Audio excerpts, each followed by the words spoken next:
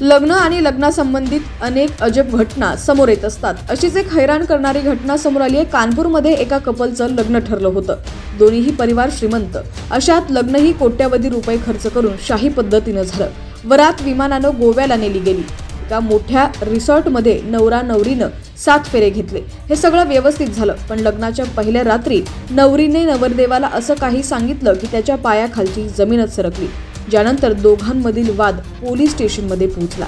आता काय प्रकरण आहे पाहूयात। त्याआधी तुम्ही जर चॅनलवरती नवीन असाल आणि अजूनही HPN मराठी न्यूज चॅनलला सबस्क्राइब केलं नसेल तर नक्की सबस्क्राइब करा आणि बेल आयकॉनवर क्लिक करून नोटिफिकेशन्स मिळवा।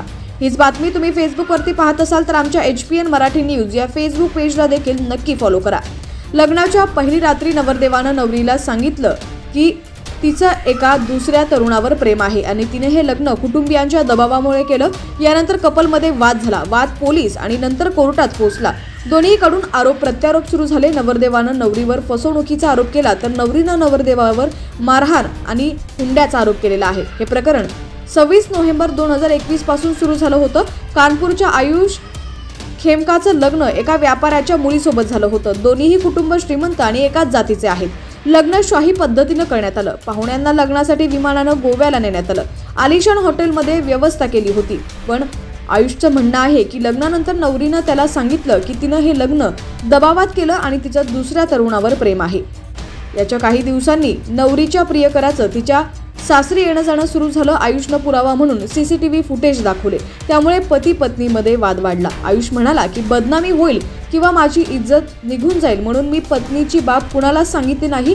तिने सुहागरातच्या दिवशीच हे सांगितलं होतं की मी दुसऱ्या मुलावर प्रेम करते, तू माझ्या शरीराला हात लावायचं नाहीस।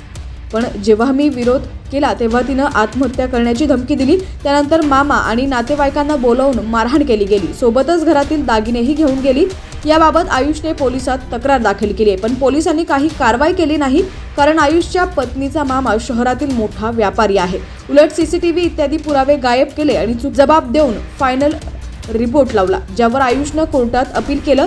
कोर्टाच्या आदेशावरून ही केस SP यांच्याकडे सोपवण्यात आली होती। आयुषच्या पत्नीकडील लोक यावर काहीच बोलायला तयार नाहीत, पण त्यांनी त्यांच्या तक्रारीत आयुषवर आणि त्याच्या परिवारावर हुंड्यासाठी छळ, मारहाण, शोषण, धमकी देण्यासारखे गंभीर आरोप केले। पोलीस या घटनेची चौकशी करत आहेत। गेल्या 2 वर्षांपासून कानपूरमधील हे हाय प्रोफाईल लग्न कोर्टाच्या फेऱ्या मारण्यात अडकलेलं आहे।